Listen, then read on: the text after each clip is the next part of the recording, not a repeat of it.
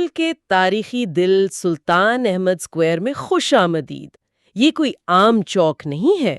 جی بالکل۔ یہ تو وہ جگہ ہے جہاں رومن، بازنطینی اور عثمانی مطلب تین بڑی سلطنتوں کی کہانیاں ملتی ہیں۔ بالکل، اور آج بھی آپ وہاں کھڑے ہوں تو لگتا ہے جیسے تاریخ آپ کے سامنے سے گزر رہی ہو۔ استنبول کو سمجھنا ہے تو یہاں آنا لازمی ہے۔ تو چلیں وہیں سے شروع کرتے ہیں جہاں سے یہ سب شروع ہوا، رومی دور کا ہپوڈروم۔ جی، ہپوڈروم، گھڑ دوڑ کا بہت بڑا میدان۔ ہاں، اور سنا ہے صرف گھڑ دوڑ ہی نہیں ہوتی تھی۔ نہیں، بازنطینی دور میں تو یہ شہر کا ساماجک اور سیاسی مطلب ہر طرح کا مرکز تھا۔ جلسے، جلوس، جشن، یہاں تک کہ فساد بھی یہیں ہوتے تھے۔ اچھا۔ اور اس دور کی نشانیاں آج بھی ہیں، وہ جو اونچا سا ستون ہے اوبیلسک۔ ہاں، وہ مصری اوبیلسک۔ جی وہی، اسے شہنشاہ تھیوڈوسیوس اول 4 صدی میں مصر سے لائے تھے۔ سوچیں کتنا پرانا ہے۔ واقعی، اور وہیں ایک جرمن فاؤنٹین بھی تو ہے، وہ تو کافی نیا لگتا ہے اس کے مقابلے میں۔ ہاں، وہ نسبتاً نیا ہے۔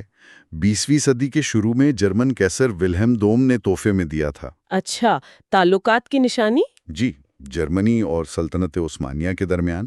تو دیکھیے، ایک ہی جگہ پر ہزاروں سال پرانی اوبلسک بھی ہے اور 100 سال پرانا فاؤنٹین بھی۔ ماضی کی تہیں ہیں یہ۔ اور ان نشانیوں کے علاوہ اس چوک کے ارد گرد جو عمارتیں ہیں، ارے واہ، وہ تو خود تاریخ ہے۔ آیا صوفیہ، نیلی مسجد، آمنے سامنے۔ بالکل، اور آیا صوفیہ تو اس کی کہانی ناقابل یقین ہے۔ چرچ سے مسجد، پھر میوزیم، اب پھر مسجد، ہے نا؟ جی، 6 صدی میں چرچ بنا، جسٹینین اول نے بنوایا۔ بازنطینی فن تعمیر کا آپ کہہ لیں عروج تھا۔ پھر 1453 میں جب قسطنطینیہ فتح ہوا تو سلطان محمد فاتح نے اسے ذاتی مال سے خرید کر مسجد کے لیے وقف کیا۔ ذاتی مال سے؟ اچھا۔ جی، پھر 20ویں صدی میں میوزیم، اور اب دوبارہ مسجد۔ یہ عمارت صرف پتھر نہیں، یہ تہذیبوں کا سفر ہے۔ اور اس کے بالکل سامنے نیلی مسجد، یعنی سلطان احمد مسجد۔ جی، 17ویں صدی میں سلطان احمد اول کے حکم پر بنی۔ اس کی نیلی ٹائلیں تو خیر بہت مشہور ہیں، لیکن وہ 6 میناروں والی کہانی وہ کیا تھی؟ سنا ہے سونے کے بنوانے تھے؟ ہاں، کہانی تو یہی مشہور ہے۔ کہتے ہیں سلطان نے آلتین یعنی سونے کا مینار کا کہا تھا۔ آلتین، سونا؟ جی، لیکن معمار نے آلتی یعنی 6 سمجھ لیا۔ اچھا۔ تو جب 6 مینار بن گئے تو وہ مکہ کی مسجد الحرام کے برابر ہو گئے، جو ٹھیک نہیں سمجھا گیا۔ تو پھر مسجد الحرام میں ایک 7واں مینار بنوایا گیا۔ واہ، کیا دلچسپ قصہ ہے۔ جی، اس دوم کی حساسیت پتہ چلتی ہے۔ اور وہیں قریب ہی ٹاپ کاپی محل بھی ہے، سلطنت کا مرکز۔ بالکل، صدیوں تک عثمانی سلطان وہیں سے حکومت چلاتے رہے۔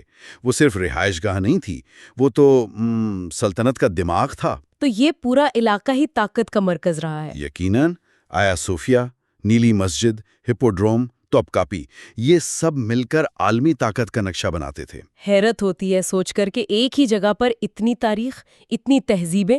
لوگ لکھتے ہیں نا اپنے سفر ناموں میں کہ ایک دن میں کئی سلطنتیں دیکھ لیں۔ اور آج بھی یہ جگہ ویسی ہی زندہ ہے، عوامی جگہ ہے، 24 گھنٹے کھلی، کوئی ٹکٹ نہیں۔ اچھا، یہ تو بہت اچھی بات ہے۔ جی، ارد گرد بازار ہیں، قہوہ خانے، ریسٹوراں، ترک ثقافت کا دل ہے یہ۔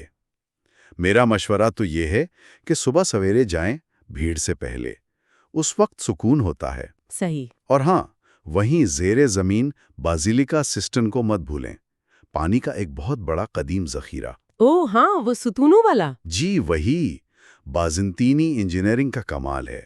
نیچے اتر کر لگتا ہے جیسے تاریخ کی ایک اور ہی چھپی ہوئی دنیا میں آ گئے ہوں۔ بلا شبہ، سلطان احمد اسکوائر صرف پتھر اور عمارتیں نہیں، یہ واقعی استنبول کی روح ہے۔ تاریخ یہاں سانس لیتی ہے۔ بالکل، اور آخر میں ایک بات جو شاید کم لوگ سوچتے ہوں۔ جی؟ 1453 میں جب قسطنطنیہ فتح ہوا تو یہاں سے بہت سے یونانی عالم یورپ گئے، خاص طور پر اٹلی۔ اچھا؟ جی، اور وہ اپنے ساتھ قدیم یونانی علم و فلسفہ لے گئے۔ کہتے ہیں کہ اس علم نے یورپ میں نشاط و ثانیہ یعنی رینیساں کی آگ کو بھڑکانے میں مدد دی۔ ارے واہ، مطلب اس جگہ کا اثر عالمی تاریخ پر بھی پڑا۔ بہت گہرا اثر۔ تو یہ چوک صرف استنبول یا ترکی کی تاریخ نہیں، یہ دنیا کی تاریخ کا ایک اہم موڑ ہے۔ یہ سوچنے کی بات ہے کہ ایک مقام کیسے تہذیبوں کے رخ کو بدل سکتا ہے۔ واقعی یہ تو بہت گہری بات ہے۔ اس زبردست گفتگو کے لیے آپ کا بہت شکریہ۔ امید ہے سننے والوں کو بھی یہ جگہ ایک نئے زاویے سے دیکھنے کا موقع ملا ہوگا۔